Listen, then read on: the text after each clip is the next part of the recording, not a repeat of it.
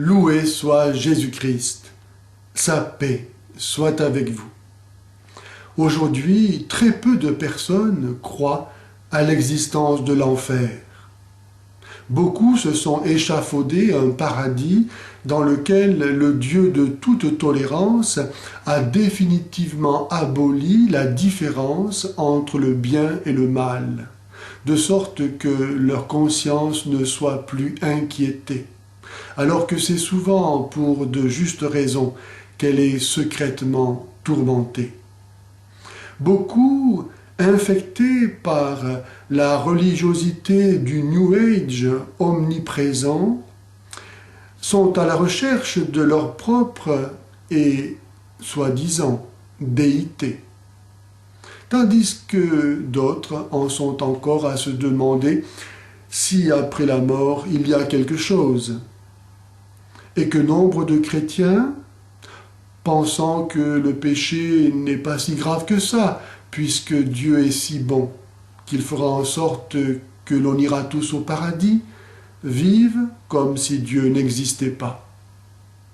Je voudrais rappeler que l'enfer est une vérité révélée, qui va bien sûr, à contrario de la pente de l'esprit humain, qui volontiers se prend pour Dieu.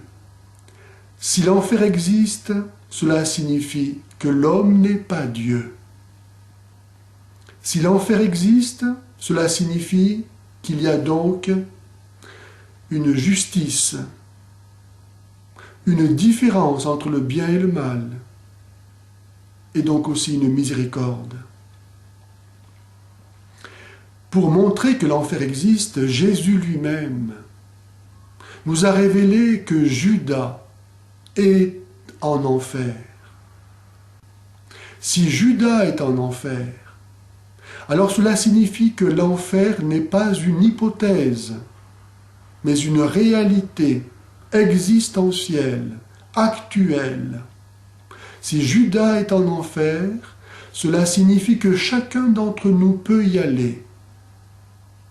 Je vais vous montrer que Judas est en enfer.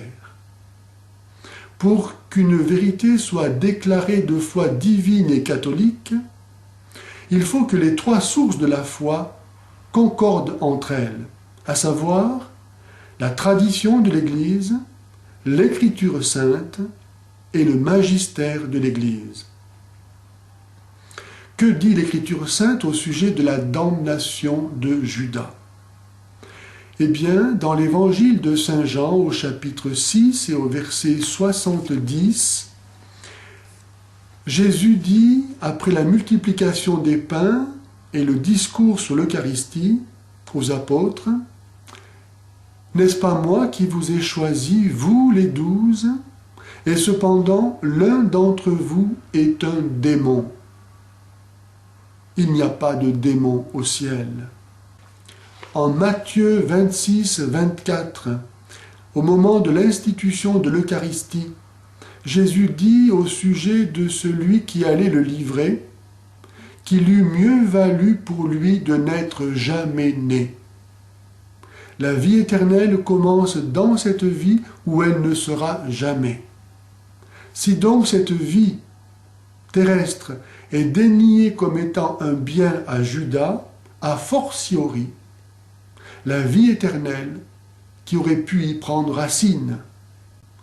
En Jean 17, 12, Jésus dit « Père, ce que tu m'as donné, je n'en ai perdu aucun, sauf le fils de perdition. » Le sens de cette phrase est assez clair pour que l'on comprenne que Judas est damné, le fils de perdition. Vous me direz peut-être, mais Jésus ne parle pas de Judas. Du moins, il ne le nomme pas. Pourquoi Jésus ne nomme-t-il pas Judas tout en le désignant?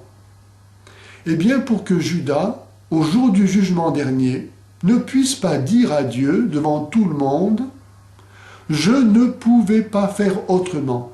C'est toi-même qui l'avais annoncé, que je serai le traître. » Jésus n'a pas dit que c'était Judas qui le livrerait, pour que Judas, comme tous les autres apôtres, puisse dans son cœur dire à Dieu, « Père, faites que ce ne soit pas moi, je ne veux pas trahir Jésus, aidez-moi. » Mais Judas ne l'a pas fait. Et la deuxième raison pour laquelle Jésus ne nomme pas explicitement Judas, c'était pour le soustraire à la colère des autres apôtres, qui n'auraient pas supporté que l'un d'entre eux livre leur maître. Ils avaient déjà tellement de mal à souffrir sa présence auprès d'eux. Que nous dit maintenant la tradition de l'Église? Eh bien, l'Église a fêté et fête tous les apôtres, sauf Judas. Si donc l'Église célèbre la fête de tous les apôtres qui sont au ciel, mais ne célèbre pas la fête de Saint Judas, cela signifie qu'elle a conscience que Judas n'est pas au ciel. Et cependant, l'Église n'a non plus jamais prié pour que Judas aille au ciel. Quand un pape meurt, quand un évêque meurt, l'Église prie pour son salut.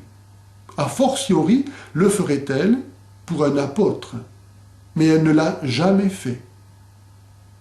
C'est la preuve que l'Église sait que Judas n'est pas non plus au purgatoire. Si donc, dans la pensée de l'Église, Judas n'est ni au paradis, ni au purgatoire, c'est que l'Église sait qu'il est en enfer. Et tous les pères de l'Église ont toujours affirmé et enseigné cela. Troisième source de la foi, le magistère.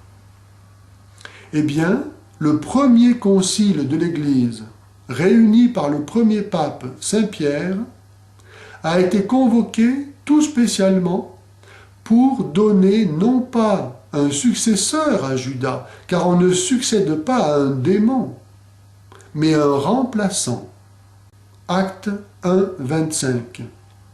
Et Saint Pierre dit au sujet de Judas qu'il est parti à son lieu à lui. Cela signifie donc que dans la foi de Pierre, Judas ne partage pas la communion des saints, dans laquelle nul ne dit sien ce qui est à lui, mais où tout est commun. Acte 2, 44, 4, 32.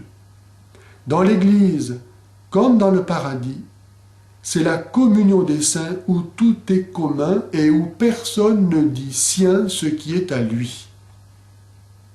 Si donc Judas est à son lieu à lui, cela signifie qu'il n'est pas au paradis. Jésus lui-même nous a révélé que Judas est en enfer, pour que nous comprenions que nous-mêmes pouvons y aller, si nous ne nous convertissons pas, pour accueillir la miséricorde de Dieu, en confessant et rejetant nos péchés. La Vierge Marie est apparue à Fatima en 1917. Elle a donné des signes éclatants qui ont permis à l'Église d'authentifier l'origine divine de ces apparitions. Et dans l'une d'elles, elle a montré l'enfer, où les âmes tombaient comme des flocons de neige en hiver, parce qu'il n'y a personne qui prie et se sacrifie pour elles. Si nous prenions au sérieux le fait que l'enfer existe et que nous pouvons y aller, alors nous cesserions de pécher. Lorsque sainte Faustine est allée visiter l'enfer par grâce divine, elle a rapporté que beaucoup d'âmes qui se trouvaient là y étaient, parce qu'elles ne savaient pas que l'enfer existait.